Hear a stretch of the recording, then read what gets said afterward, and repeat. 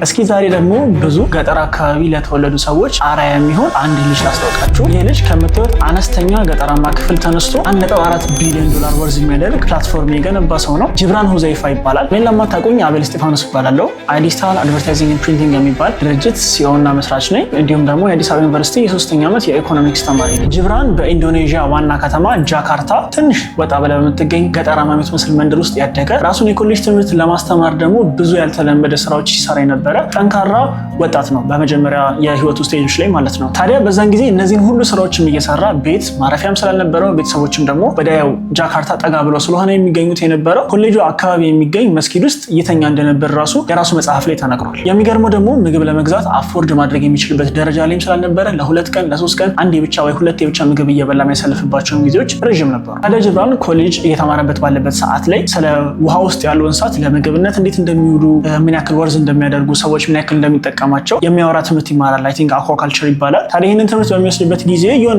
የሆነ ቅጽበታዊ ሀሳብ አይምሮ ውስጥ ይመጣል። ታዲያ ማሰብ የነበረው ካትፊሽ የሚባል ይህ የምትመለከቱት የባህር ውስጥ ዝርያ በማርባት ገቢ ማግኘት ነበረ። ታዲያ ከትምህርቱ ጎን ለጎን ሰው ሰራሽ ኩሬ ነገር ሰርቶ፣ ኩሬም ባይባልም ያርድ ውስጥ ውሃ ማጠራቀሚያ ነገር ሰርቶ ካትፊሽ ማርባት ጀመረ ማለት ነው። ታዲያ ጅብራን የመጀመሪያ የኮሌጅ ዲግሪውን ሲጨርስ 76 አካባቢ የሚሆኑ የአሳ ማርቢያ ኩሬዎች ነበሩት። ታዲያ በዚህ ጆርኒያቸው እሱም በአካባቢ ያሉት አሳ አርቢዎች በጣም የሚቸገሩበት ነገር የመኖና የአሳዎች የሚመገቡት ነገር ወር ደግሞ አሳ የማርባት መንገዱ ነበረ በጣም ከባድ የነበረው ነገር ማለት ነው። ታዲያ በ2013 ዓ.ም እንደ ኢሮፒያን አቆጣጠር ማለት ነው ኢፊሸሪ የሚል የአሳ መመገቢያ ማለት ነው አሳዎችን መመገቢያ መሳሪያ ሰርቶ ለገበያ ያቀረበ። ነገር ግን የመጀመሪያ ደንበኛውን እስኪያገኝ 97 ቀን፣ የመጀመሪያዎቹን 10 ደንበኞች እስኪያገኝ ደግሞ ወደ 9 ወር ከ12 ቀን አካባቢ ፈጅቶበት ነበር። ታዲያ ይህንን መሳሪያ የገዙት ሰዎች እቃውን ፈልገውት ወር ደግሞ የእቃው ሀሳብ ስቧቸው ሳይሆን ለጅብራን ባላቸው ሀዘኔታ ነበር። ታዲያ በዚህም የተነሳ ብዙ ኢንቨስተሮችን መፈለግ ጀመረ። ሀሳቡን ፒች ማድረግ ጀመረ።